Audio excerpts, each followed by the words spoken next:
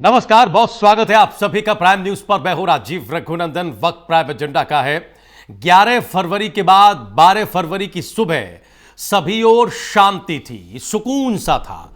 सभी राजनेता शायद अपनी अपनी थकान उतार रहे थे, लेकिन बुद्धिजीवियों के मन में 11 फरवरी की शाम से ही, यानी जब बीजेपी की दिल्ली में करारी शिकस्त हुई और आम आदमी पार्टी की शानदार जीत के बाद से ही यह सवाल उठ रहा था कि अभी भी यह सवाल बना ही हुआ है कि बीजेपी जो खुद को दुनिया की सबसे बड़ी पार्टी बताती है, कहती है, वो देश की सबसे छोटी पार्टी समझी जाने वाली आम आदमी पार्टी से इस तरह से पटकनी कैसे खा सकती है।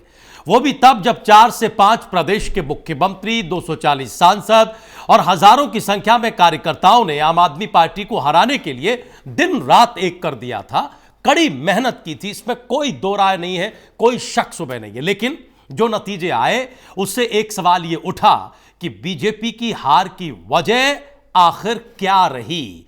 यह वाकई बीजेपी के लिए मंथन का विषय है, हर राजनीतिक दल के लिए होता है। एक ऐसे समय पर जब वो जबरदस्त मेहनत करे, उसके नेता कार्यकर्ता धरातल पर उतरकर चुनाव के समय डोर टू डोर कैंपेन करें, जैसा दिल्ली में हमने देखा, लेकिन नतीजे उसके पक्ष में न जाएं या फिर नतीजे इतने निराशाजनक रहे, क्योंकि धीरे धीरे एक एक करके राज्यों से भारतीय जनता पार्टी की सरकारों का खात्मा हो रहा है, वो खत्म हो रही है। यह भी पार्टी के लिए एक चिंता का सबब है।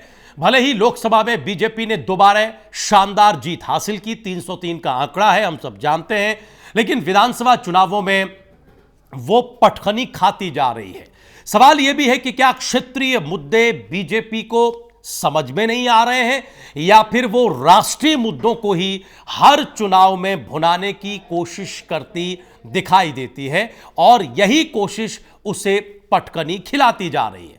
दूसरी ओर क्या बीजेपी के बड़े नेताओं के बिगड़े बोल भी उनकी हार की वजह बन रहे हैं, जैसा कि आज ही कल नतीजे आए हैं, कल पार्टी को शिकस्त मिली है, लेकिन आज ही केंद्रीय मंत्री गिरिराज सिंह ने एक विवादित बयान दे दिया और उनकी विवादित बयानबाजी का सिलसिला चलता रहा। संयोग से आज वो उत्तर प्रदेश के सहारनपुर में थे, वहां उनसे एक सवाल पूछा गया देवबंद को लेकर, और देवबंद को लेकर पूछे गए सवाल के जवाब में उन्होंने ये कह दिया कि देवबंद आतंकवाद की गंगोत्री है, दुनिया में कहीं कोई आतंकवादी घटना हो उसका तार देवबंद से जुड़ा होता है। अब सवाल यह कि इस तरह के बयान का क्या अर्थ है, क्यों ऐसे बयान दिए जा रहे हैं। अभी अभी नतीजे आए हैं, चिंतन मनन पार्टी को करना है, लेकिन बगैर चिंतन मनन के इस तरह के बयानात का जो सिलसिला है वो जारी है। हम जरा समझेंगे। अभी 24 घंटे हुए हैं, कल हमने दिन भर बात की, अचानक जब नतीजे आते हैं बहुत सारे आंकड़े होते हैं, तो आंकड़ों का जो विश्लेषण है वो हार जीत में ही ज्यादा सिमटता है।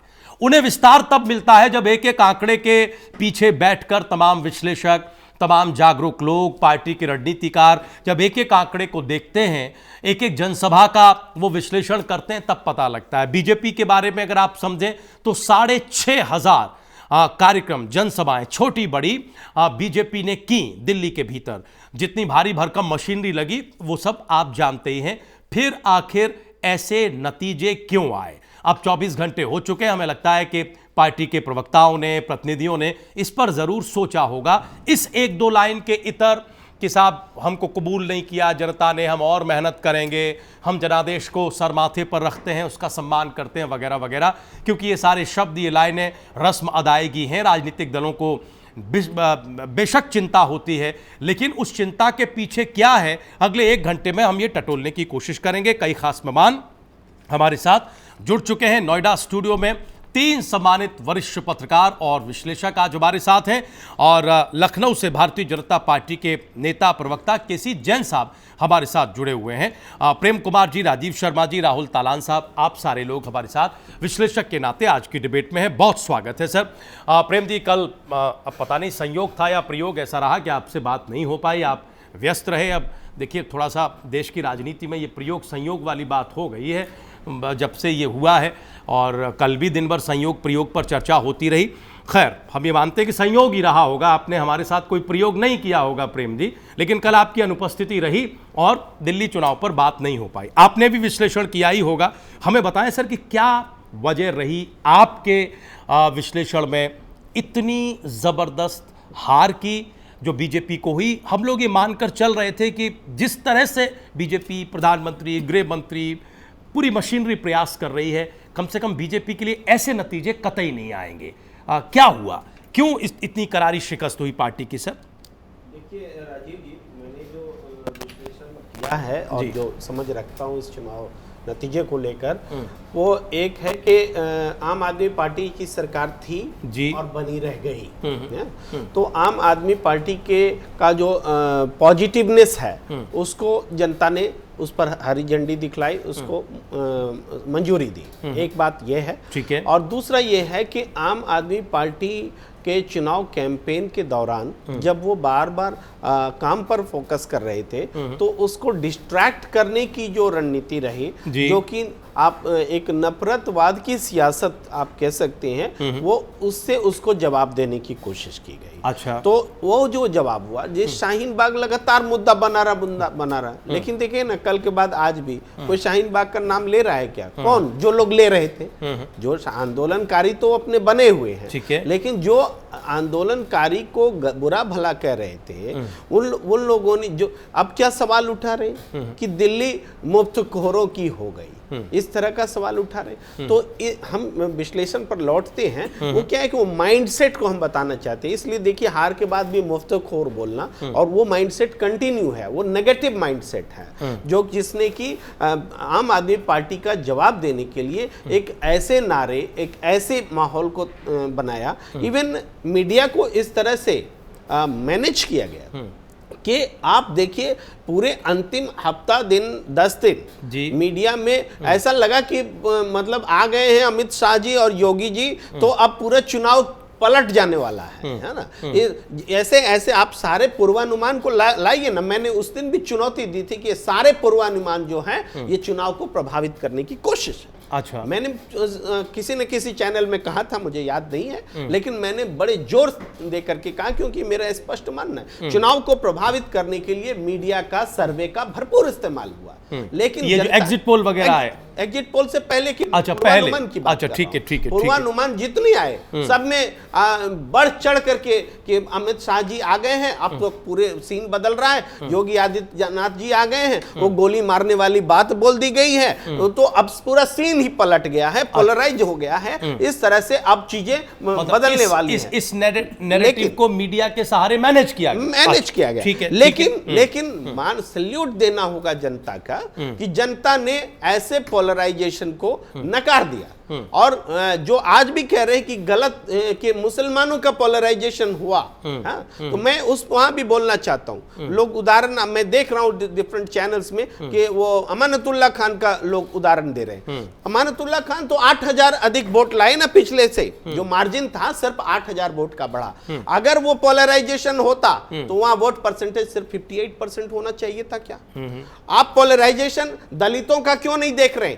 सारे दलित कंस्टिट्यूएंसी जो है, जो एससी कंस्टिट्यूएंसी है, बीजेपी साफ हो गई। वहां पोलराइजेशन आप नहीं देख रहे, आप सिर्फ मुसलमान। अरे ये सीटें आपको कितनी बढ़ गई? आपकी 5 सीटें और आई हैं, तो आप किस पोलराइजेशन? क्या पिछले चुनाव में पोलराइजेशन नहीं हुए? लेकिन अच्छा, ये हम समझाते चले अपने दर्शकों को। वैसे दर्शक जरूर जागरूक है, जानते ही होंगे, लेकिन फिर भी सोशल मीडिया पर एक डिबेट चल रही है, बहुत सारे टेलीविजन चैनल में भी संभवतः चल रही है, और वो कुछ उदाहरण दे रहे हैं। सोशल मीडिया पर मैंने व्यक्तिगत तौर पर देखा है एक दो जगह कि एक पटपटगंज की जीत का आंकड़ा देखिए और फिर ओखला की जीत का आंकड़ा देखिए, इसमें अंतर ये कितना क्यों है, इससे आपको जवाब मिल जाएगा वगैरह वगैरह। आप उसी के परिप्रेक्ष्य में ये बातें, मैं ये भी कह रहा हूँ, वो सबसे बड़ी जीत का आंकड़ा भी देखिए ना, जो 90,000 वोट से आम आदमी बुराड़ी वाली संजीव झा आंकड़े को भी देखिए, वहां कौन सा पोल। अच्छा सर, हम थोड़ा अपने दर्शकों के लिए, प्राइम न्यूज के दर्शकों के लिए हम थोड़ा इसको सम अप करें आपकी बात को। आप ये कह रहे हैं कि ये जनादेश दिल्ली का इसलिए आया कि एक पार्टी अपनी पॉजिटिव सकारात्मक राजनीति को जो सत्ता में थी दिल्ली में उसे आगे बढ़ा रही थी, और जो केंद्र की सत्ताधारी पार्टी थी, जो दिल्ली की प्रमुख विपक्षी पार्टी थी, वो एक नकारात्मक राजनीति कर रही थी। दिल्ली की जनता सकारात्मक राजनीति के साथ गई। ठीक है। अच्छा, दूसरा आपने कहा कि मीडिया मैनेज करने की कोशिश की थी। हाँ, तीसरा और बताइए, फिर हम बाकी लोगों के पास चले सर। उसमें एक कांग्रेस का एंगल जुड़ता है। ये कहा जा रहा है कि कांग्रेस ने अपने वोट ट्रांसफर कर दिए, इसलिए ये रिजल्ट आया। इसको भी मैं काउंटर करता हूं। कांग्रेस को वोट 9.6% पिछली बार मिले थे, इस बार 4.5% मिले, और बीजेपी और आम आदमी पार्टी के बीच में लगभग 15% वोट का फासला है। तो ये 4.5% एक तो घट जाने के बावजूद, और आम आदमी पार्टी का वोट लगभग इंटैक्ट रहा है, 0.8% की गिरावट आई है। तो इस स्थिति में कांग्रेस ने कहां प्रभावित किया? कांग्रेस का अगर वोट जुड़ा भी तो बोलिए बीजेपी को जुड़ गया क्या? हालांकि एक्चुअली नहीं है, मैथमेटिक्स ये कहता है, लेकिन राजनीति ये नहीं कहती है कि इस कांग्रेस का जो वोट घटा है उतना वोट तो बीजेपी को जुड़ा है। ठीक है सर, ठीक, वो मैं कह रहा हूं। बिल्कुल सही। आप जल्दी जल्दी बाकी लोगों को जोड़ें सर। राजीव जी, कल हम और आप काफ़ी लंबा संवाद दिन में करते रहे। जैसा कि हमने शुरुआत में कहा कि जब नतीजे आते हैं तो हम हार जीत की स्थिति से ही देखते हैं कि फला पार्टी जीत गई, फला पार्टी हार गई। लेकिन फिर जब हम थोड़ा थोड़ा नेपथ्य में जाते हैं, वक्त गुजरता है, तो हमें पता लगता है कि दरअसल 1 महीने पहले जो ये माहौल था, फलाने नेता ने ये रणनीति बनाई, ऐसा बयान दिया गया, ये वादे किए गए, इन टोटैलिटी पब्लिक जनता इसके साथ गई और इनके साथ नहीं गई। अब 24 घंटे बाद जब आप दिल्ली के नतीजों को देख रहे हैं तो क्या आपको 2-3 बड़ी वजह पता लग रही हैं? हमारी चिंता यह है कि दुनिया की सबसे बड़ी पार्टी पूरी ताकत के साथ, जिसके पास इस वक्त मौजूदा परिदृश्य में सब कुछ है, संसाधन है, नेतृत्व है, सरकार है, संगठन है, सब कुछ है जो एक राजनीतिक दल के पास होना चाहिए, वैसी पार्टी देश की राजधानी में चुनाव हार जाती है। क्या वजह रही आपके हिसाब से? भारतीय जनता पार्टी चुनाव कहाँ हारी है राजीव जी, मेरी तो यही समझ में नहीं आ रहा है। भारतीय जनता पार्टी चुनाव हारी नहीं है। अगर आप उनका वोट परसेंटेज देख लीजिए, वो बड़ा है, उनके वोटरों की संख्या बड़ी है और उनकी सीटें बड़ी हैं। हाँ, इतना जरूर हुआ है कि वो दूसरी पार्टी से सत्ता छीन के और खुद काबिज होने में असफल रहे हैं। चुनाव नहीं हारी है, सीटें बढ़ी हैं, 5 बढ़ गई, करीब करीब 5 ही बढ़ी हैं, वोट परसेंटेज भी बढ़ा है, जनाधार उनकी तरफ बढ़ा है, लोगों ने विश्वास जताया है। एक चीज कल निकल कर के आई, जब हम यहाँ स्टूडियो में चर्चा कर रहे थे, उसके बाद सोशल मीडिया, ट्विटर, ये वो सब हुआ जी। एक बात निकल के आई है, या तो आप हमें वोट दो, नहीं तो आप सब देशद्रोही हो, राष्ट्रद्रोही हो। ये मोदी जी ने नहीं कहा, ये किसी बड़े नेता ने नहीं कहा। जो उनके चेले चपाटे हैं या जो और जूनियर नेता हैं, उनके शाम 5 बजते ही होते ट्विटर पे, फेसबुक पे बाढ़ सी आ गई, इतनी गंदी भाषा तक उतर आए। अच्छा, कि ये लोग तो दलाल हैं, ये तो टुकड़े गैंग के साथ है, ये तो हरामखोर हैं, ये तो हरामजादे हैं, और कई शब्द तो ऐसे भी प्रमोट किए गए जिनको हम एक सम्मानित चैनल पर बैठकर नहीं कह सकते। 2014 में और 2019 में जब बीजेपी को यही दिल्ली वासी 7 सीटें दिए थे, तो ये तमाम नागरिक देवतुल्य थे, देवों के समान थे। आज वही जनता आपको वोट नहीं दे रही, राष्ट्रद्रोही हो गई, देशद्रोही हो गई, टुकड़े टुकड़े गैंग की सदस्य हो गई। यही बदजुबानी बीजेपी के समर्थकों की या कुछ छुटभइये कार्यकर्ताओं की या कुछ छुटभइये नेताओं की, यही बीजेपी की बदजुबानी बेड़ा गर्क कर रही है इस पार्टी का। अच्छा। और देखिए, कहावत भी है, एक जो है भस्मासुर, आपने शब्द सुना होगा जी। ये इस तरीके की घटिया बयानबाजी भस्मासुर का काम कर रही है, और सबसे बेहतर इसमें काम पूरे मामले में और जितने नेताओं ने किया सो किया ही। बीजेपी के जो गिरिराज सिंह साहब हैं, अच्छा। आज भी उनका एक बयान आया है कि देवबंद जो है आतंकवाद की गंगोत्री है। अरे भाई, तुलना भी की तो पतित पावनी मोक्षदायिनी माँ गंगा से, क्या बुद्धि खराब हो गई? आप हतोत्साहित हैं, इसका मतलब ये थोड़ा ही है कि प्राकृतिक संसाधनों को और हिंदू धर्म में सबसे पाक पवित्र मानी जाने वाली आप गंगा जी की तुलना जी। आप उससे कर रहे हैं देवबंद के मदरसे से, आतंकवाद से। दूसरी बात, जी। पल पल पे जहां किसी ने आलोचना की, इनको पाकिस्तान भेजो, जिसे डर लग रहा पाकिस्तान चले जाओ। अरे डर तो इस देश में मोदी जी को भी लगा था जब संसद भवन से कहे थे, रैलियों में जाके कहे थे कि वो लोग मुझे मारने की साजिश रचे, वो मुझे मार डालेंगे, देश की जनता मुझे सहयोग करे, बचाए। जब डर मोदी जी को लग रहा था, उनको भी पाकिस्तान भेज देते। आलोचना सहने की बजाय उसका विश्लेषण करके उसको करेक्ट करने की बजाय जब आप प्रत्येक नागरिक को देशद्रोही साबित करने पर तुल जाएंगे, ठीक है। साहब तो सर आप ये कह रहे हैं कि ये बदजुबानी बदजुबानी और ये लेके जो तो बैठे देशद्रोही या देश विरोधी का जो नैरेटिव है कि जो हमारे साथ नहीं है वो राष्ट्र विरोधी है, ये इन पर भारी पड़ा। दिल्ली की जनता ने इसको नकार दिया बिल्कुल कि भाई, ऐसा देखो ऐसा ना, बिल्कुल नहीं। हाँ। रोज रोज आप अगर रोज किसी को लजीज व्यंजन खिला रहे हैं, जैसे शादियों का सीजन चल रहा जी। रोज आदमी लजीज व्यंजन खाते भी बोर आ जाता है, उसका भी मन भर जाता है एक दिन, और वो भी कहता है कि आज हल्का फुल्का कुछ खाना है। अच्छा, तो ये तो फिर बदजुबानी है ना? ये तो बदजुबानी ठीक है। देखिए केसी लजीज जैन साहब, व्यंजन हर आदमी का मन करता है खाने केसी को, जैन साहब मगर बहुत ही कंटिन्यू खाने से बहुत ही वो भी मन गंभीर करता है। प्रतिनिधि हैं, पार्टी के प्रवक्ता हैं। जैन साहब से हम इन सारी चीज़ों का सवाल जवाब संवाद करेंगे। एक बार हम राहुल जी को जोड़ लें। राहुल जी, कल हम और आप भी लगातार दिन भर बात करते रहे।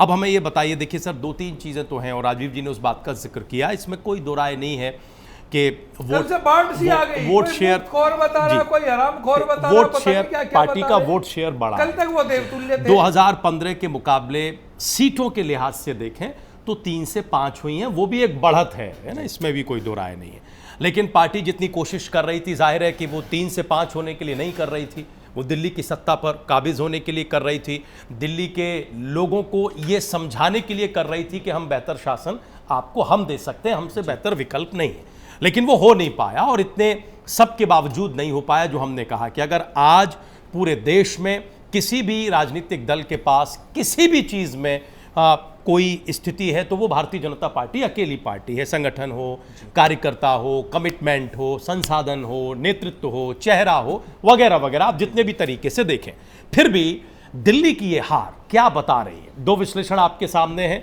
प्रेम सर ने कहा कि नकारात्मकता वर्सेस सकारात्मकता, पॉजिटिविटी है ना वर्सेस नेगेटिविटी, और राजीव जी ने कहा कि ये साहब, ये जो आपका एक नैरेटिव बन गया कि जो आपके साथ नहीं है वो सब खराब है, देशद्रोही है, राष्ट्रद्रोही है, और ये बदजुबानी। एक जिक्र आज इन्होंने गिरिराज जी का किया, ये सही है कि आज ही वो सहारनपुर में थे। अब बोलिए साहब, क्या क्या वजह आपको लगी कि इतनी बड़ी पार्टी दिल्ली का चुनाव हार गई इतनी कोशिश के बाद? देखिए, पहली बात तो बीजेपी कहीं भी इलेक्शन लड़ती है तो पूरी ताकत के साथ लड़ती है। ऐसा नहीं कि दिल्ली वो पूरी ताकत के साथ लड़ें, वो उनका एक स्टाइल है लड़ने का इलेक्शन, वो ऐसे ही लड़ेंगे, कहीं भी जाएंगे वैसे ही लड़ेंगे जी। हार जीत ये अलग चीज़ है, वो वैसे ही इलेक्शन लड़ेंगे जैसे झारखंड में लड़े, वैसे ही दिल्ली में लड़ेंगे, वैसे ही महाराष्ट्र में लड़ेंगे, उनका स्टाइल है, वो वैसे ही लड़ेंगे। रही बात कि कैसे बीजेपी हार गई, एक हो सकता है कि जो आप बोल रहे हैं बदजुबानी रही कई नेताओं की, उसमें वो नहीं होना चाहिए था, लेकिन अरविंद केजरीवाल की पकड़ बड़ी मजबूत थी। बीजेपी को भी ये बात पता था, मालूम था कि पकड़ बहुत मजबूत, और बीजेपी इलेक्शन लड़ी फिर भी, और बहुत अच्छे से लड़ी। कांग्रेस की तरह बीजेपी ने सरेंडर नहीं किया, बीजेपी लड़ी, और उसका फायदा भी बीजेपी को हुआ है कि उनका वोट शेयर बढ़ गया है, करीब 6.5% के करीब बढ़ गया है। ठीक है, उसका आम आदमी पार्टी का भी वोट शेयर थोड़ा सा बढ़ा है, और वो कांग्रेस का वोट शेयर घटा है, और वो हो सकता है दोनों में डिवाइड हुआ हो, बीजेपी और आम आदमी पार्टी में डिवाइड हुआ हो। लेकिन जैसे सर क्या है, अभी प्रेम सर बोल रहे हैं कि दिल्ली मुफ्तखोरों की होगी, ये किसने बोला है? किसी नेता ने बोला है? नहीं।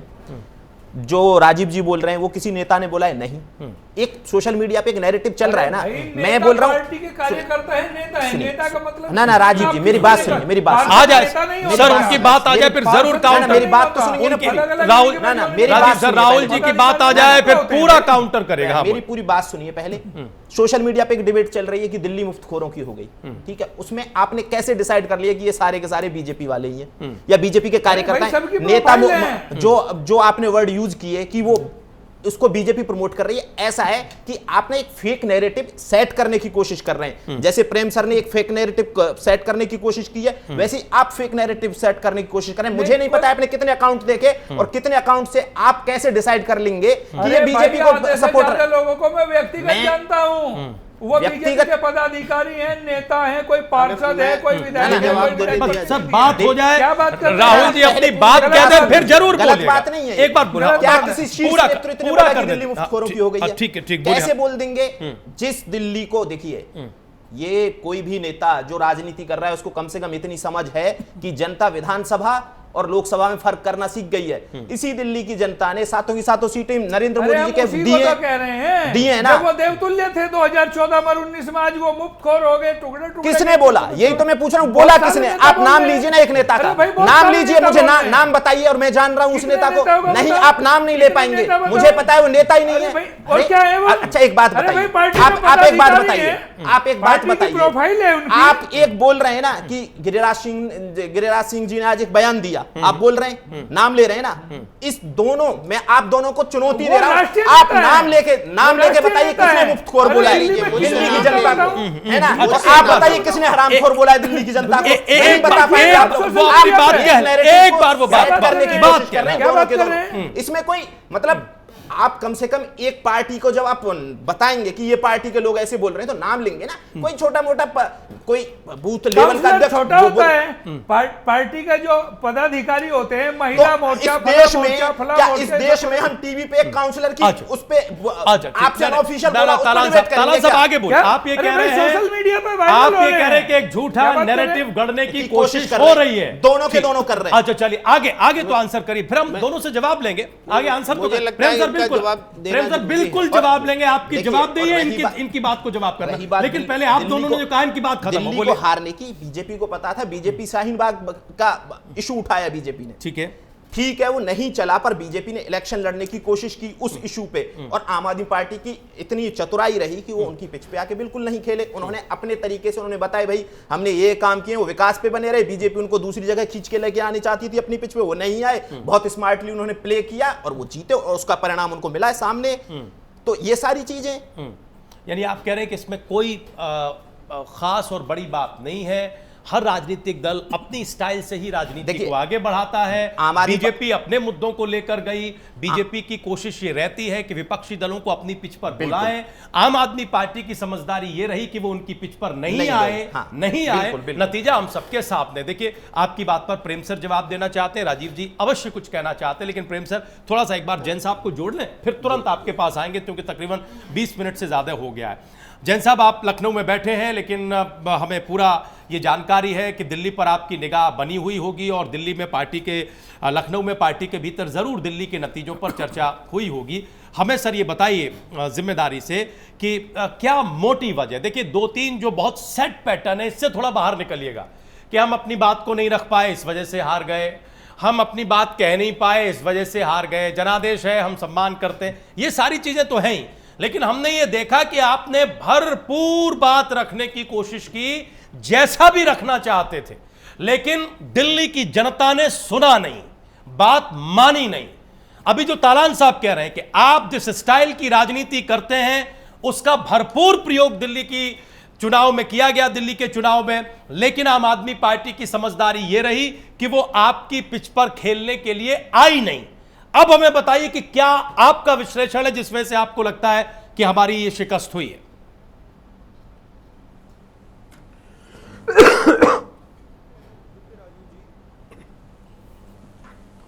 पहली बात तो ये कि आदरणीय राष्ट्रीय अध्यक्ष जी ने दिल्ली की आम आदमी पार्टी की जीत पर उन्हें खुल करके बधाई दी और ये भी कहा कि हम एक सकारात्मक विपक्ष की भूमिका को निभाएंगे। दूसरी बात ये कि अभी सभी विश्लेषक जो हैं उन्होंने अपनी बात रखी और ये भी बात उभर के सामने आई कि 6.5% वोट भारतीय जनता पार्टी का बढ़ा, सीटें भी कुछ बढ़ी।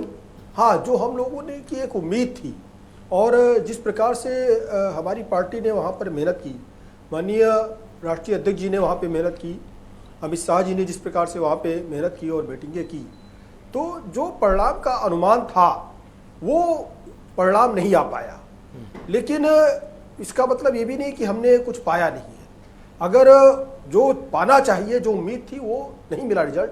लेकिन हाँ, अगर जो ये वोट प्रतिशत बढ़ा है, आप देखिए बहुत सारे रिजल्ट अभी इसके पहले जो चुनाव था उत्तर प्रदेश का, इस चुनाव के पहले का चुनाव जो था, उसमें देखिए 1% की वोट के डिफरेंस से बीएसपी यहाँ से गायब हो गई थी और दूसरी पार्टी यहाँ पे आ गई थी। तो अगर 6.5% वोट हमारा बढ़ा है, इसका मतलब जनता ने वहाँ पे हमको कहीं ना कहीं स्वीकार किया है। हाँ, ये जरूर है, वो चीज़ें रिजल्ट में उतना नहीं करोड़ हो पाए, क्योंकि आप देखिए लगभग 8 से 10 सीटें ऐसी हैं जिसपे हमारी सिर्फ 1000 वोटों से हार हुई है। तो सीटें ऐसी भी हैं, जैसे लक्ष्मी नगर की सीट है, वहाँ पे सिर्फ 880 वोटों से हम हारे हैं। और बिजवान की सीट है, वहाँ पे भी लगभग 700 वोटों से हमारे हैं। जीते हैं आप, लक्ष्मी नगर की सीट जीते हैं। ये उदाहरण बिजवासन और लक्ष्मी नगर को लेकर है। अच्छा, एक में आम आदमी पार्टी और दूसरे में बीजेपी। बोलिए जैन साहब, बोलिए आप अपनी बात रखिए। सर, हम सिर्फ इतना करेक्ट कर रहे हैं कि लक्ष्मी नगर जीते हैं आप। बोलिए। मिला करके ऐसा नहीं है कि जी, तो कुल मिलाकर के जो परिणाम है, जो परिणाम की उम्मीद थी, आशा थी, जिस प्रकार से मेहनत की गई, हाँ, ये जाहिर सी बात है कि जितनी मीटिंगें की गई और उसके बाद जो परिणाम। अच्छा, चलिए ठीक। अब 2 सवाल जो यहाँ विश्लेषकों ने उठाए, राजीव जी ने और प्रेम जी ने, उनको एड्रेस करिए। सर, प्रेम जी ने अपने विश्लेषण में ये बात रखी, जैन साहब, प्रेम जी ने अपने विश्लेषण में ये बात रखी कि नकारात्मक राजनीति पर सकारात्मक राजनीति भारी पड़ी है। क्या आप इससे सहमत हैं?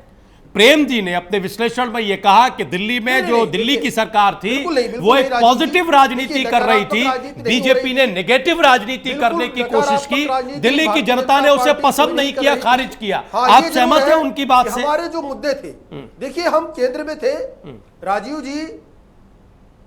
जी हम केंद्र में थे, हमने केंद्र की सरकार में काम किए, और ये आम आदमी पार्टी दिल्ली में थी, उन्होंने दिल्ली में काम किए। तो हमने जो अपने काम किए, जो केंद्र सरकार कर सकती थी, जो राष्ट्रीय मुद्दे थे, बड़े मुद्दे थे, उनको जो हमने काम किया वो हम जनता के बीच में लेकर के गए। लेकिन जनता ने राष्ट्रीय मुद्दों पे ध्यान ना देकर के स्थानीय मुद्दों पे ज्यादा ध्यान दिया। ये एक बड़ा कारण हो सकता है। अभी पार्टी उस पे विश्लेषण कर रही है। अच्छा, दूसरी बात, बदजुबानी, क्या आपके नेताओं का बड़बोलापन, क्या गद्दारों वाली बात कहना, नारा लगवाना, क्या एक मुख्यमंत्री को आतंकवादी कहना, आपको लगता है कि ये सारे गलत मूव थे, ये सब गलत बयानबाजियां थी? और थोड़ा हैरत और ताज्जुब ये हुआ सर कि मौका चुनाव का था, चुनाव में भी किसी लोकतंत्र में इस तरह के शब्द और नारे स्वीकार्य नहीं है, कोई कंडेमिनेशन नहीं हुआ, किसी तरह से भत्सना नहीं की गई इन नारों की पार्टी आलाकमान या नेतृत्व की तरफ से। आपको लगता है कि बदजुबानी भारी पड़ी? नहीं, देखिए राजीव जी, अगर जब भी क्या होता है कि क्रिया की प्रतिक्रिया होती है। आप देखिए, जब प्रधानमंत्री जी को, माननीय प्रधानमंत्री जी को जब तमाम सारे अपशब्द कहे जाते हैं, वो चाहे खून का सौदागर कहे, खून से रंगे हुए हाथ कहे, उनको नीच तक कहा गया, तमाम सारी चीजें। देखिए सर, बाकी चुनाव की नहीं, हम दिल्ली स्पेसिफिक चुनाव की बात कर रहे हैं। और जैन साहब, हम दिल्ली स्पेसिफिक चुनाव की बात कर रहे हैं, लेकिन नहीं होना चाहिए। चुनाव प्रचार जब खत्म हुआ उसके 1 या 2 दिन पहले एक राहुल गांधी के द्वारा दिया गया बयान तो जरूर चर्चा का विषय बना, इस पर उनकी आलोचना हुई, जो उन्होंने कौंडली, न्यू कौंडली की किसी सभा में डंडा मार वाली बात कही थी। लेकिन आम आदमी पार्टी ने, जिससे आप मुख्य मुकाबला कर रहे थे, प्रधानमंत्री को कोई अशोभनीय टिप्पणी नहीं की। इसलिए हम आपसे ये पूछ रहे हैं, जिसका जवाब आप ये दे रहे हैं कि क्रिया की प्रतिक्रिया होती है। दिल्ली स्पेसिफिक विधानसभा चुनाव में तो ऐसी कोई क्रिया हुई नहीं, फिर यह प्रतिक्रिया क्यों थी, ये बताइए ना सर। राजीव जी, देखिए राजीव जी, भारतीय जनता पार्टी के किसी भी नेता की ओर से इस तरीके की बयानबाजी नहीं की गई। अरे हाँ, ये जरूर अगर पब्लिक में कहीं पे कुछ इस तरीके अरे सर, आप सोशल तो मीडिया पे आई हो। अरे आप आज तो खुद WhatsApp, Facebook आप और तो खुद Twitter बड़ा वगैरह हाईटेक चीजें व्यक्ति वो अलग हैं, बात अभी लेकिन टेलीविजन आप पर मौजूद देखिए, है, गूगल क्या पर मौजूद है। अन्य भाई इंसान अनुराग ने ऐसी ठाकुर कोई का, बयानबाजी की? अनुराग ठाकुर को तो आपने क्या खुद, बुरा कहा? अनुराग ठाकुर को तो आपने खुद नारे लगवाते देखा होगा। अरे अनुराग ठाकुर परवेश ने वर्मा, बुरा क्या कहा? परवेश वर्मा को आपने खुद देखा होगा, नहीं तो अभी भी। परवेश वर्मा ने क्या गलत कहा? तो हम ये जानना चाह रहे हैं कि वो बदजुबानी क्या अब आपको लगता है कि भारी पड़ी या शोभनीय था? दिल्ली की जनता ने इसे खारिज किया। देखिए राजीव जी, हमने आपसे पहले ही कहा, आवाज बढ़ाई जाए थोड़ा, आवाज, जैन साहब की आवाज साफ नहीं आ रही है, आवाज बढ़ाइए। और केंद्र में हम चूंकि बैठे थे, हमने जो केंद्र में काम किए वो चाहे धारा 370 को लेकर के हो, ना आप देखिए चाहे ये सीए बिल लेकर के हो, अब जो भी देखिए काम ऐसे किए तो हमने नहीं, केंद्र में ऐसे तो अब सवाल और डिबेट बहुत है कि क्या राष्ट्रीय मुद्दे खारिज कर दिए दिल्ली की जनता ने। हमने कल दिन भर इस पर बात की और अलग अलग विश्लेषकों ने अपनी राय रखी। सर रिपीटिशन नहीं, आप सवाल से बच रहे हैं, लेकिन हम आपको मौका देते हैं कि आप बचे। हम देखिए आपको मौका देते हैं कि आप बचे। हमने अपना सवाल रखा है, आप उस पर अपनी प्रतिक्रिया रखते तो हमें अच्छा होता, अच्छा लगता कि हाँ आप ये मानते कि ये बदजुबानी हमारी पार्टी में हो या किसी भी पार्टी में हो, ये कतई अच्छी नहीं होती है। अगर गुजरात के चुनाव में, अगर गुजरात के चुनाव में कांग्रेस पार्टी को एक खामियाजा ये उठाना पड़ता है कि उनके नेता एक गलत बयान देते हैं और चुनाव उनके हाथ से निकल जाता है, तो भारतीय जनता पार्टी के नेता भी अगर गलत बयानी करेंगे, इस तरह की बयानबाजी करेंगे, अशोभनीय बात कहेंगे, तो जनता उसको भी पसंद नहीं करेगी। ये एक लोकतंत्र के, ये एक लोकतंत्र के नाते, ये एक लोकतंत्र के नाते बड़ा महत्वपूर्ण चीज है। खैर हम जरा स्टूडियो लौटते हैं, जैन साहब फिर आपके पास आते हैं। सर एक करके, क्योंकि अभी राहुल जी ने जो बात कही, आप दोनों लोग टिप्पणी करना चाह रहे थे। प्रेम सर ने कहा था कि वो जवाब देना चाहते, उन्होंने कहा कि वो चैलेंज करते हैं कि आप सोशल मीडिया पर किसी जिम्मेदार व्यक्ति के बयान को दिखाएं। राहुल जी यही बात आपने कही थी, और आप दोनों लोग, राजीव जी और प्रेम जी, गलत नैरेटिव यहां पर बैठकर सेट कर रहे हैं। बीजेपी के किसी नेता ने नहीं कहा है कि साहब दिल्ली मुफ्तखोर हो गई है वगैरह वगैरह। प्रेम सर आंसर करिए, क्या जवाब देना चाह रहे थे राहुल जी की बात का? देखिए, एक पहली बात तो यह है कि कल भी मैं डिबेट में रहा और दिल्ली के जो बीजेपी के बड़े नेता हैं, गौरव भाटिया जी हो गए या फिर इमाम जफरुल जी हो गए, ये लोग जो प्रवक्ता हैं, उन लोग सभ्य भाषा में ये कह रहे थे कि फ्री बीज ने हमको हराया। ठीक है, लेकिन वो मुफ्तखोर शब्द नहीं है, मैं मानता हूं। लेकिन अगर उदाहरण आप ये बोले तो मैं अनिल विज, अगर उनको ये छोटा मोटा नेता मानते हो तो अलग बात है, अनिल विज जी का आप ट्वीट पढ़ लीजिए, उन्होंने मुफ्तखोर शब्द कह करके ये बात कही है। तो ये उदाहरण है। दूसरी बात है कि जो प्रो बीजेपी बातों को रखने वाली मीडिया है, उसने खुल करके मुफ्तखोर शब्द का इस्तेमाल किया है, और जो वो लोग जो भारतीय जनता पार्टी का समर्थन पूरे चुनाव के दौरान करते रहे, उन लोगों ने खुल करके किया है, और सोशल मीडिया उसके गवाह है। तो इसलिए ये कहना कि इसको खारिज करने कोई नहीं आया है। मैंने एक नाम बताया, चूंकि इन्होंने सबूत कहा, अगर मेरे पास वक्त होता तो मैं और खोज कर निकाल देता, लेकिन मैं अपने साथ पैनलिस्टों की बातचीत के हवाले से मैं कहता हूं, और उस ट्वीट के हवाले से कहता हूं, और उस मीडिया प्रो जो समर्थन करती रही है, उसके हिसाब से कहता हूं कि मुफ्तखोरी ने हराया है बीजेपी को, या जिताया है आम आदमी पार्टी को, या दिल्ली की जनता मुफ्तखोर हो गई है, ये नैरेटिव रखा गया है। इसको आप हठात इस तरह से चैलेंज करना मुझे लगता है कि बहुत गलत है। आप चीजों को देख लीजिए, समझ लीजिए, तब चैलेंज करें। ठीक है, आप बोलिए सर, जवाब दीजिए, फिर हम थोड़ा आगे बढ़े। राजीव जी, बड़े नेताओं को छोड़ दें, हर बात बड़े नेता ही नहीं कहते हैं। कुछ कुछ जो समर्थक होते हैं लोकल मोहल्लों में या गलियों में या क्षेत्र में, एक नगर पालिका में, नगर निगम में, कई लोगों ने अपनी फेसबुक पर, जिनको मैं व्यक्तिगत जानता भी हूँ, बीजेपी के नेता, अब मैं अगर किसी काउंसलर का नाम लूंगा, किसी चेयरमैन का नाम लूंगा, तो कहेंगे ये राष्ट्रीय लेवल के नेता ही नहीं। मगर उन्होंने अपनी टैगलाइन पे लाल रंग से, केसरिया रंग से रंगा, मुफ्त की रोटी तो कुत्ते भी खाते हैं, राष्ट्रवाद निभाते तो अच्छा रहता। कई लोगों ने लिखा है कि ये तो भड़वे हैं, कितनी गरी हुई भाषा है, और बीजेपी के नेता हैं वो। नेता का मतलब मंत्री, एमपी, एमएलए, राज्यसभा नहीं होता। अच्छा, यही नहीं, जो लोग अलग अलग विंग में होते हैं, कोई झुग्गी झोंपड़ी प्रकोष्ठ का है, कोई मजदूर सभा का है, कोई महानगर अध्यक्ष है, कोई अल्पसंख्यक प्रकोष्ठ का है, उन लोगों की ये भाषा थी।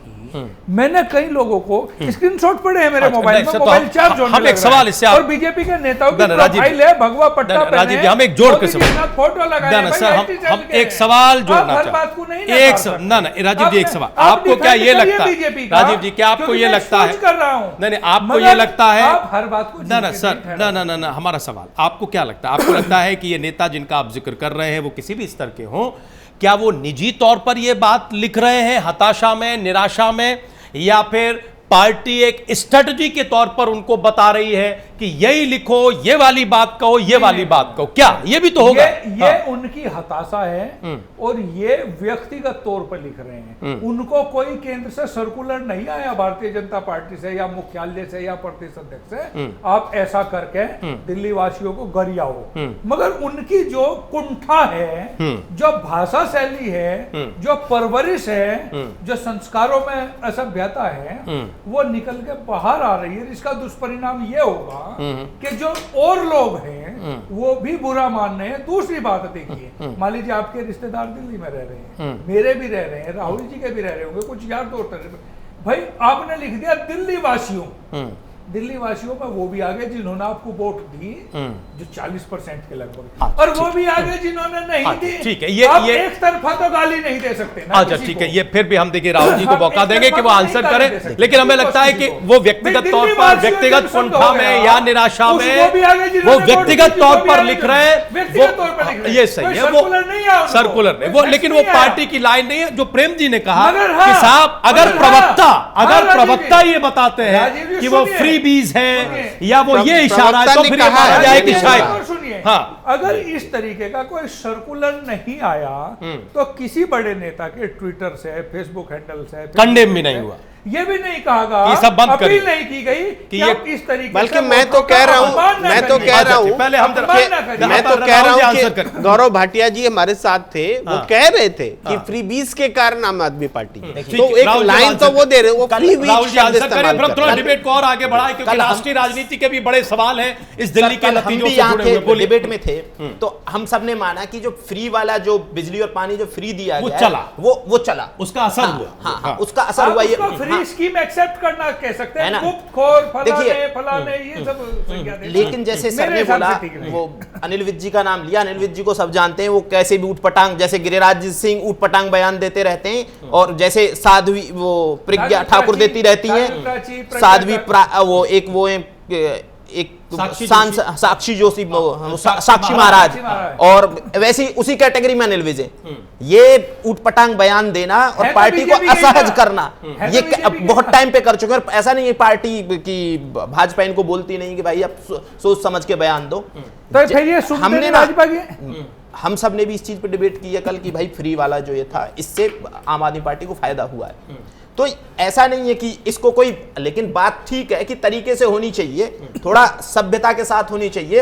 अगर जो रियल इशू है तो उसको फेस भी करना चाहिए और उस पर डिबेट भी करनी चाहिए। अगर जो फ्री से फायदा हुआ है तो हुआ है, ठीक है, इसको कोई नहीं नकार सकता है। लेकिन अगर जो मैं ये बोलूं दिल्ली वाले मुफ्तखोर थे, तो दिल्ली वाले तो तब भी मुफ्तखोरी कर रहे थे, जब 2014 में, जो 2019 में भी कर रहे थे। भी आगे बढ़कर जिस पार्टी के नेता, जैसा कि राजीव जी कह रहे हैं कि वो अपने छोटे फेसबुक वॉल पर लिख रहे हैं, उनके अपने घोषणा पत्र में, उनके अपने घोषणा पत्र में बहुत सारे फ्री के वादे किए गए। अगर पार्टी सत्ता में आती तो फ्री के वादों को ही आगे बढ़ाते। इतनी यूनिट बिजली फ्री देंगे, 2 रुपए किलो आटा देंगे। थोड़ा आगे चले, 2-3 सवाल बड़ा आगे चले। प्रेम सर को दोबारा जोड़े। प्रेम जी, अब देखिए बहुत सारी चर्चाएं हैं, आज विश्लेषक अपने तरह से देख रहे हैं। चौथा पांचवा ऐसा चुनाव है लोकसभा चुनावों के नतीजों के बाद जिसमें बीजेपी की हार हुई है। हमें ये बताइए कि इससे क्या कोई परसेप्शन पर असर पड़ता है? क्या राष्ट्रीय राजनीति को भी दिल्ली के चुनाव के नतीजे प्रभावित करते हैं? वो आज भले ही ना दिख रहा हो, क्या आपको 2 महीने बाद, 4 महीने बाद आम आदमी पार्टी के कुछ नेताओं का बयान है कि हम विस्तार करेंगे, हम देश के दूसरे इलाकों में अपनी दावेदारी पेश करेंगे, संगठन खड़ा करेंगे, वगैरह वगैरह। नंबर 2, हम कल से टटोल रहे हैं और थोड़ी सी खामोशी है उस बात पर। हालांकि जो सत्ताधारी, केंद्र की सत्ताधारी पार्टी है, वो एडमेंट है शाहीन बाग को लेकर कि हम कोई बात नहीं करेंगे, अभी भी कोई सिग्नल आया नहीं है। हमें ये बताइए कि इन नतीजों का असर शाहीन बाग पर कैसे पड़ेगा? सरकार डायलॉग करेगी, नहीं करेगी, करना चाहिए, नहीं करना चाहिए, क्या मैसेज है इन नतीजों के जरिए?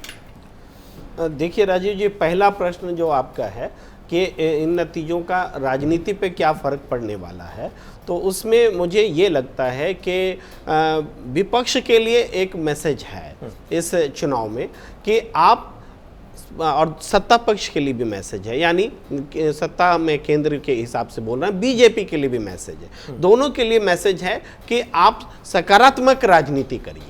अगर आपको नकारात्मक राजनीति पर आप जाएंगे तो वो आपको हार का ही सामना करना पड़ेगा।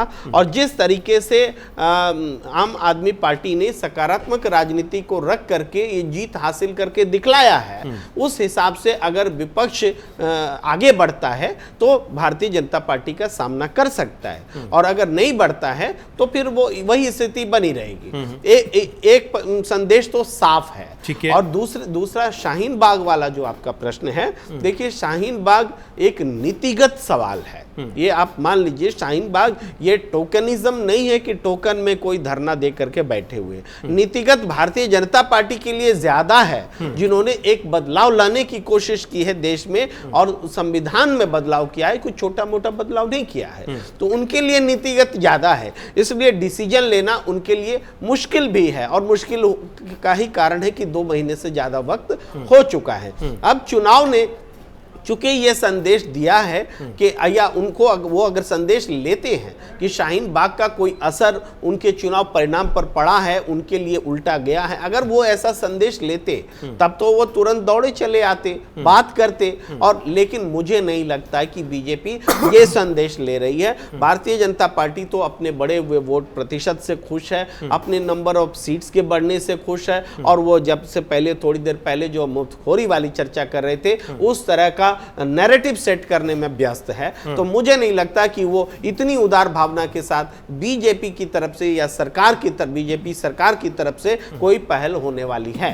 अब है कि एक पार्ट अरविंद केजरीवाल जी से भी जुड़ा हुआ है कि वो शाहीन बाग के साथ में बात करें, एक मीडिएशन कर दें, एक कि चलिए हम शाहीन बाग नहीं बोल पा रहे हैं तो हम बोलते हैं, हम दिल्ली की मुख्यमंत्री हैं, केंद्र के साथ बात करना चाहते हैं, वो एक अच्छा मीडिएशन दे सकते हैं, तो एक रास्ता खुलता है। अदरवाइज फिर अंधकार नजर आता है, कोई बल प्रयोग की आशंका दिखती है या कुछ ऐसी बातें नजर आती है। आपने सर ये केजरीवाल का जिक्र करके थोड़ा विस्तार दे दिया सवाल को। आपको लगता है कि केजरीवाल ये खतरा उठाएंगे? आपको लगता है कि फिलहाल अरविंद केजरीवाल जो हनुमान चालीसा पढ़ रहे हैं, जो चुनाव जीतने के बाद हनुमान मंदिर जा रहे हैं, चुनाव से पहले, चुनाव के दौरान वो कतई शाहीन बाग नहीं गए, इस डर से कि कहीं कोई खास मैसेज न चला जाए, कहीं बीजेपी हमें अपनी पिच पर बुला न ले, वगैरह वगैरह, क्या वो इन नतीजों के बाद ये रिस्क या खतरा या प्रयोग करेंगे कि वो बतौर मुख्यमंत्री शाहीन बाग जाएं और जो मीडिएशन की, अच्छे मीडिएशन की भावना की बात आप कह रहे हैं, वो ये करें? क्या आपको लगता है कि ये होगा? देखिए, मुझे लगता है राजीव जी कि जिस तरह से बीजेपी हिंदुत्व का अपने लिए इस्तेमाल करती है, जैन साहब एकदम करती है, एकदम आ रहे हैं, राष्ट्रवाद खत्म होने दीजिए जैन साहब, बिल्कुल आ रहे हैं, एब्सोल्यूट आएंगे आपके पास। हाँ, राष्ट्रवाद के बारे में बोलती है, तो एक तो ये होता है अब तक का ये एटीट्यूड, एक ये रहता है कि मैं हिंदू हूं, ये क्या बीजेपी तय करेंगे, तो मैं क्यों साबित करूं कि मैं हिंदू हूं, मैं, मुझे जब मन होगा तब मैं श्री राम बोलूंगा, मुझे जब मन होगा तब मैं नहीं बोलूंगा, मैं उनके बोलने से क्यों वंदे मातरम करूंगा, एक ये रिजिडिटी होती है। लेकिन इस रिजिडिटी से नुकसान हुआ है विपक्ष का। अरविंद केजरीवाल ने बताया कि बढ़ के बोलो ना, जो हम हैं वो बोलेंगे, अगर घर में पूजा करते हैं तो बाहर भी करेंगे। ये अरविंद केजरीवाल जी ने रख दिया है कि उस रिजिडिटी को उखाड़ फेंका है उन्होंने कि वो हिंदू हैं तो हिंदू हैं बोलेंगे। तो आप इसको ये भी बोल सकते हैं कि भारतीय जनता पार्टी ने राजनीति बदली है कि जो इस बात पर को नहीं बोलना चाहते थे वो लोग अब बोलने लगे, ये भी नैरेटिव हो सकता है। लेकिन अरविंद केजरीवाल ने ऐसा कह करके उस डिबेट को खत्म करने की कोशिश की है कि जब चाहे तब कोई उनको आतंकी बोल दे, जब कोई चाहे उनको को हिंदू विरोधी बोल दे, जब कोई इस चीज को खत्म करने की उन्होंने कोशिश की है। अब लौटते हैं कि शाहीन बाग में तो अब निश्चित रूप से चुनाव का प्रेशर इन पर नहीं है, क्योंकि चुनाव से पहले अरविंद केजरीवाल की तरफ से मेरे ख्याल से मनीष सिसोदिया जी का बयान था कि अगर अरविंद केजरीवाल जी शाहीन बाग चले जाएं तो वो लोग उनको भी आतंकवादी पेंट कर देंगे, तो इसलिए वो बच रहे हैं, ऐसा उनका बयान था। तो अब वो स्थिति नहीं है, वो खतरा था इलेक्शन में, अब वो खतरा खत्म हो चुका है। तो अब तो वो जा सकते हैं, अब उनको पेंट भी करने से कोई राजनीतिक नुकसान नहीं होने वाला है और पेंट कर भी नहीं ठीक पाएंगे। सर, दोनों ही सवाल हमें जैन साहब के पास जाना है और वो चाहते भी हैं, लेकिन राहुल जी छोटी छोटी टिप्पणी हम आपसे और राजीव जी से लेकर वहां जाएंगे जिससे कि विस्तार से एक बात हो पाए। ये दोनों ही सवाल, राष्ट्रीय परिदृश्य और शाहीन बाग, क्या अब दिल्ली के मुख्यमंत्री ये हिम्मत दिखाएंगे कि वो अब शाहीन, भाई सत्ता पक्ष जो केंद्र में है उसकी तो एक स्थिति प्रेम जी भी बता रहे हैं, आप भी कल बता रहे थे कि नहीं लगता कि वो बातचीत की टेबल पर आएंगे, वो कानून से पीछे नहीं हटेंगे, है ना। हमारा ये मानना है कि सरकार इतनी कमजोर नहीं होती है, वो कानून एक लेकर आई है, वो उस पर स्टैंड करे, लेकिन डायलॉग करे, जिम्मेवारी से बंधी हुई होती है सरकार, समझे तो जाकर के किस बात का डर है वगैरह वगैरह, जैसा वो दूर करने की कोशिश भी कर रहे हैं। क्या अरविंद केजरीवाल ये खतरा, ये रिस्क उठाएंगे? बिल्कुल नहीं, एकदम नहीं, बिल्कुल नहीं। जब एक तरफ तो प्रेम सर बोल रहे हैं कि वो राष्ट्रीय राजनीति की तरफ खुद को बढ़ाना चाहेंगे थोड़ा, तो फिर वो नहीं जाएंगे शाहीन बाग पे। शाहीन बाग ऐसे ही खत्म हो जाएगा खुद, या सुप्रीम कोर्ट जो 17 तारीख को जब इस पे कोई डिसीजन देगा तब खत्म होगा, उसके बाद आगे चीजें बढ़ेंगी। लेकिन केजरीवाल को मैं जहां तक समझ रहा हूं, जैसे उन्होंने देखिए बिल्कुल इलेक्शन ना बहुत अच्छे से लड़ा, एक तरफ वो दिखाते रहे, उनके जूनियर दिखाते रहे कि वो शाहीन बाग के साथ हैं, मनीष सिसोदिया ने बोलते रहे कि हम शाहीन बाग के साथ खड़े हैं, लेकिन अरविंद केजरीवाल हनुमान चालीसा पढ़ते रहे। वो उन्होंने दोनों वोटर को साथ के रखा, मुसलमान एक मुसलमानों को साधता रहा और एक हिंदू को साधता रहा। ये बड़ी अच्छी उन्होंने बैलेंस किया चीजों को, और तभी चीजें, अगर जो बैलेंस नहीं करते और वो शाहीन बाग चले जाते तो निश्चित तौर पर बीजेपी की परफॉर्मेंस बहुत ज्यादा सुधर जाती। देखिए राजीव जी से हम सवाल करें, लेकिन राहुल जी, भाई बैलेंस आप चुनाव के लिए कर सकते हैं, लेकिन क्या ये दुर्भाग्यपूर्ण नहीं होगा हिंदुस्तान जैसी डेमोक्रेसी के लिए कि यहाँ चुनी हुई सरकारें इतनी एडमेंट हो जाएं कि सब कुछ बैलेंस करने के चक्कर में वहां जाके कोई बात ही न करे? भाई केंद्र सरकार अपने एडमेंट में रहे कि अपने आप खत्म हो जाएगा, कोर्ट कर देगा, कोर्ट जो कहेगा। दिल्ली के मुख्यमंत्री चूंकि अब उन्हें बकौल आपके विश्लेषण राष्ट्रीय राजनीति में प्रवेश करना है, वो भी ना जाए, साहब हमारी तो राजनीति खत्म हो, मतलब ऐसे कैसे चलेगा? भाई सरकारों की इस डेमोक्रेसी में कुछ जिम्मेदारियां तो हैं, नहीं जिम्मेदारी कम से कम सरकारें वहां, फिर दिल्ली जो कि देश और केंद्र, मतलब केंद्र और राज्य दोनों की सरकारें जहां चल रही हैं, तो शाहीन बाग के लोग फिर ऐसे ही बैठे रहेंगे? ये तो एक निराशाजनक पहलू होगा, आप बात तो करें कम से कम। देखिए, जैसे प्रेम सर ने बोला कि शाहीन बाग एक नीतिगत फैसला है, और वो सच बात है, नीतिगत फैसला है। देखिए शाहीन बाग पे सरकार जाती और बात करती है, शाहीन बाग की डिमांड क्या है? सबसे पहले तो आप कहीं भी देख लीजिए जहां भी ये विरोध प्रदर्शन चल रहे हैं, सीएए को वापस लो। सरकार सीएए को वापस नहीं ले सकती है।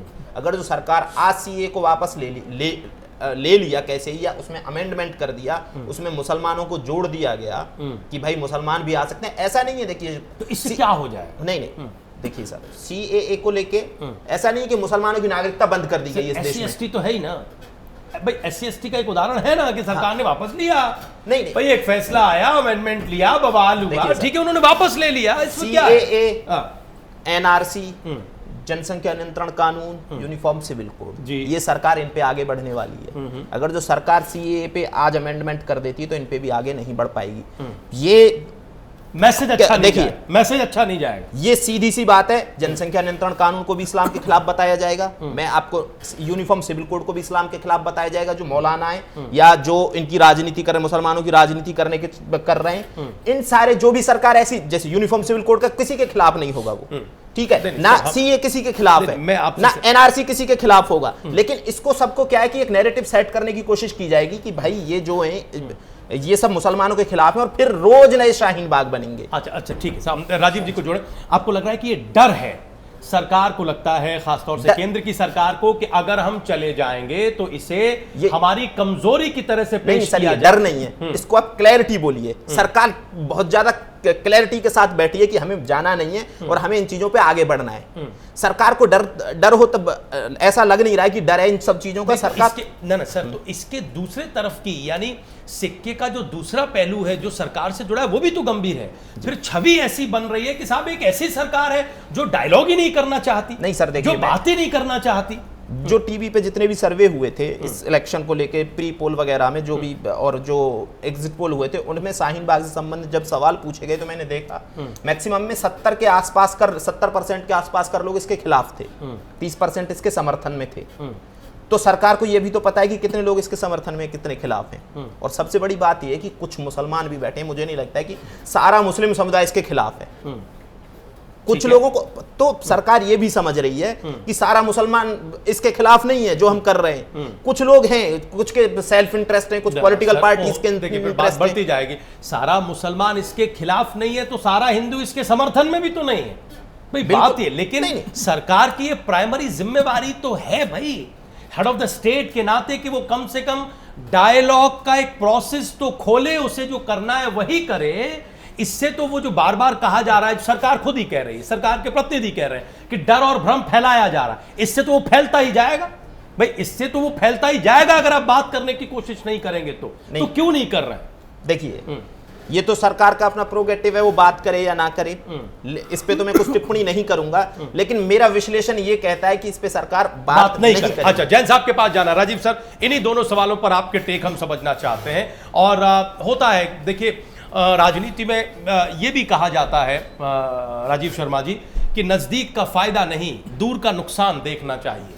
तो अगर केंद्र की सरकार इस फॉर्मूले को इस स्थिति में लगाती है तो उसे क्या करना चाहिए? भाई सवाल यह है कि अंततः सरकार अपने नागरिकों से बात नहीं कर रही है, वो चाहे इतने हो, चाहे उतने हो, चाहे मुट्ठी भर हो, चाहे हजारों हो, लेकिन सरकार की जिम्मेदारी है कि साहब बात करें, बात करके स्थिति को सॉल्व करें। वो भी नहीं हो रहा है, सिर्फ इसलिए कि हमारी कोई नीतिगत हार हो जाएगी। मुट्ठी भर अराजक लोगों से क्या बात करनी साहब, ऐसे ही चलेगा आंदोलन, चलने दो। फर्क क्या पड़ रहा है?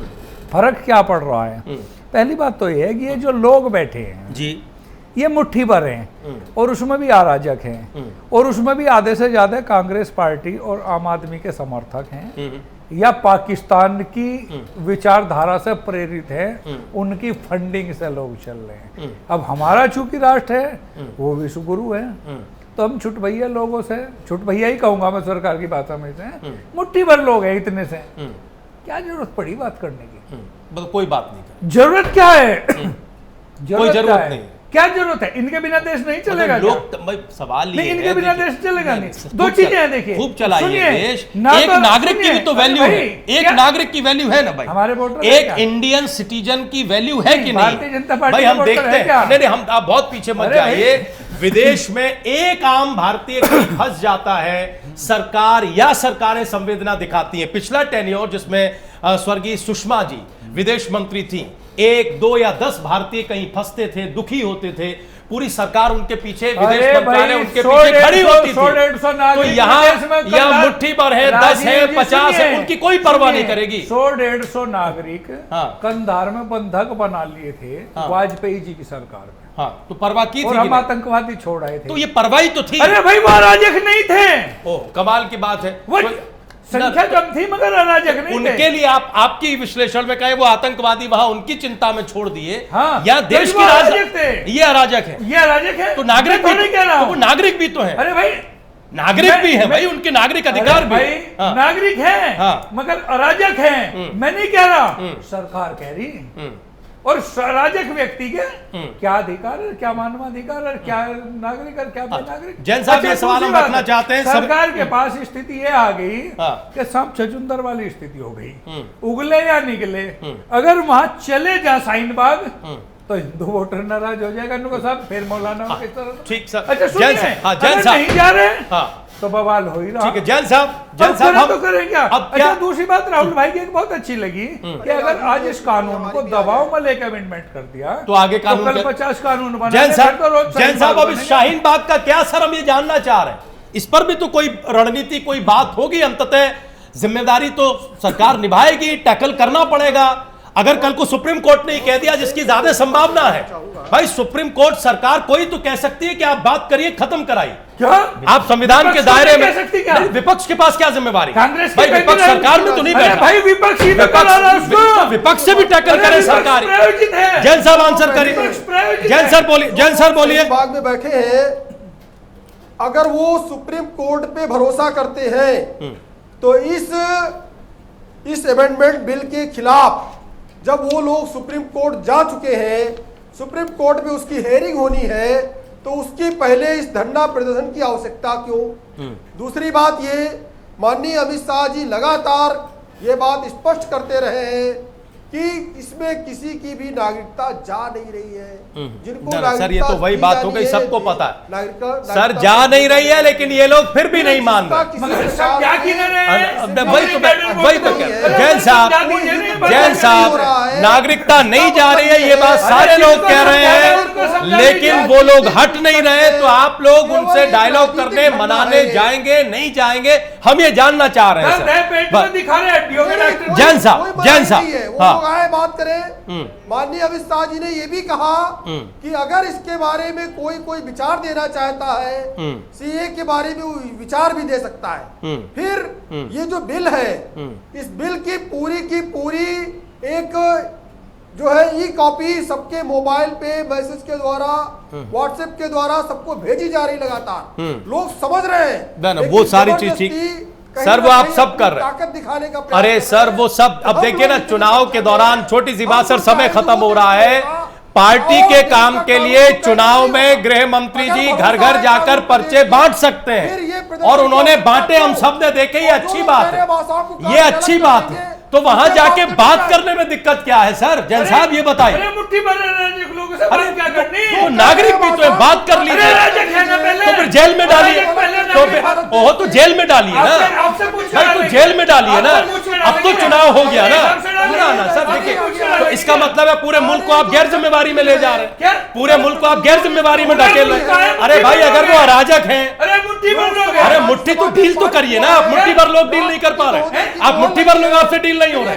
अगर वो अराजक हैं या वो नागरिक हैं, डीलिंग आप नहीं कर पा रहे, कमाल की बात। एक जैन साहब खत्म, जैन साहब खत्म कर, जैन साहब खत्म करिए, बात खत्म करिए जैन साहब। जब सरकार का बनाएगी जब करेंगे डील। देखिए राजीव जी अगर ये तुलना होगी कि वो भी नागरिक है, वो भी नागरिक है, तो अगर अराजक लोगों को इस तरीके से नागरिक है तो देश के कानून क्यों नहीं मानते? मतलब जिन सीटों पे एक व्यक्ति को 80,000 वोट मिलता है। अरे सर आप तो वही बात ला रहे, छोड़िए ना। देखिए राजनीति के ऊपर सरकार है, और सरकार में बैठ के फिर जिम्मेवारी। सर देखिए कुल जमा बात लोकतंत्र की इतनी तो समझिए, कोई राजनीतिक दल चाहे जैसे सत्ता हासिल करे, बहुत पीछे मत जाइए, 25-30 साल का इतिहास देखिए, लेकिन सत्ता में बैठने के बाद उसको वही जिम्मेवारी निभानी पड़ती है जो संविधान आपको कहता है। अगर ये नागरिक हैं तो आपको इनकी बात सुननी पड़ेगी। सरकार होने के नाते आप चाहे जो फैसला करें, लोकतंत्र की मूल भावना यही होती है, लोकतंत्र की मूल भावना।